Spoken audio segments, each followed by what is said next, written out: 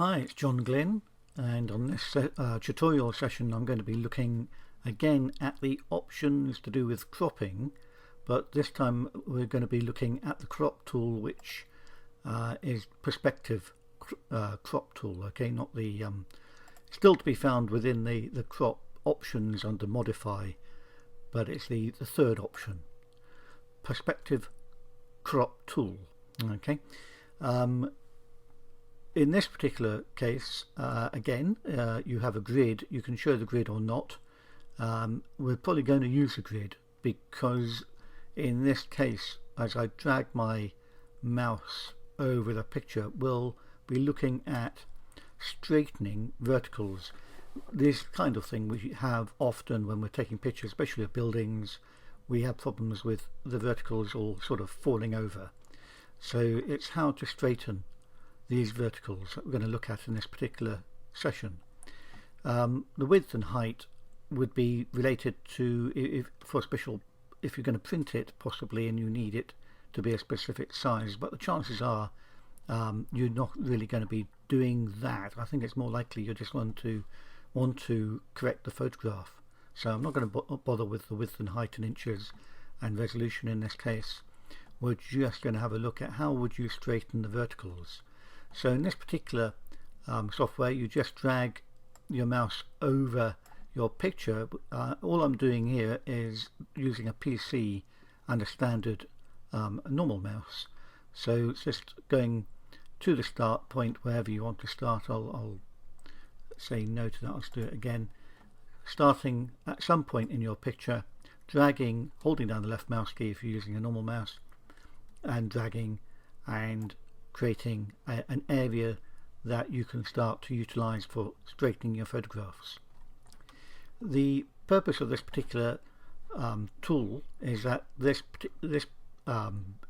selection can be skewered in some way or other, so I can drag the corners into different angles. Okay, if I go out of picture, it's not going to help, so I'm having to stay in picture for this to work, and I have to kind of find a line that I'm happy to work with. So what we're doing is we're looking at, I'm going to look at this big pillar on the left hand side to start with, and I'm drawing a line so that I can put a straight line from the bottom to the top along the edge of this pillar. So I can drag the top one. I can also drag the bottom one if I need to, bottom corner, and just get it so that it's lined, and then I can pull this back out, this edge, pull the edge back out, and obviously I can't go over. I need to stay within the picture area because there's no picture otherwise. And I can look at the right hand side, and I need to straighten this side as well. As you can see, this is all falling over. So I would again need to drag in the top right hand corner, and I'm going to be lining up against this door, and it might be that I've got to do the same at the bottom, and I can do it against this wall here, this bit here. I can't go any further out because there isn't any picture, so, and I can drag that bit higher up to a point, and I could possibly include a bit more floor if I wanted to. Okay, so I'm doing these sort of straight lines. So I'm trying to get these lines to be straight once I say OK. So I'm going to say OK with the green tick, and it will re-edit and redefine the picture and to some degree straighten the image. Now, as you can see, it has edited out or cut out large parts of the picture area, and that's because those parts cannot be straightened, they can't be included in the photo. So you are cropping if you are going to be using the perspective control.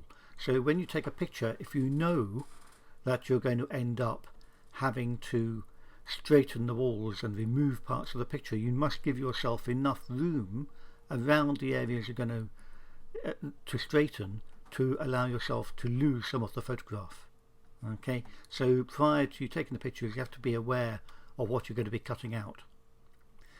So that's basically it. You're just dragging the particular, as you can see, it's quite a way off. You're just dragging the particular edges or corners in to line them. Oh, I'm not turning. I don't want to turn it. I just want to drag them in and line it. So the right hand side remains the same, and you're just lining up your grid line against a straight edge. Okay, and you're going to do the same on the other side, as I said. So I'm just doing it again just to go through what I did first time round, and lining it up against there's a dark door in the background there, so I'm assuming that it's hanging straight, if you like, and then I can just make sure that it's fairly close.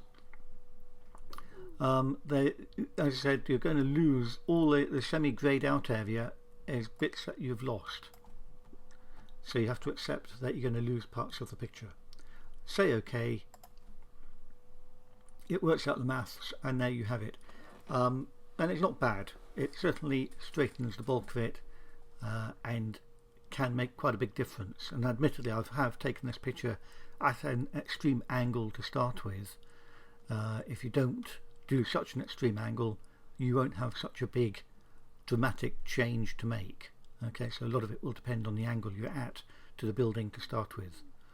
So that's the purpose of Perspective Crop tool. It's certainly worth having a go and getting your head around it. It can help in doing pictures of buildings in particular. Okay, thanks for watching.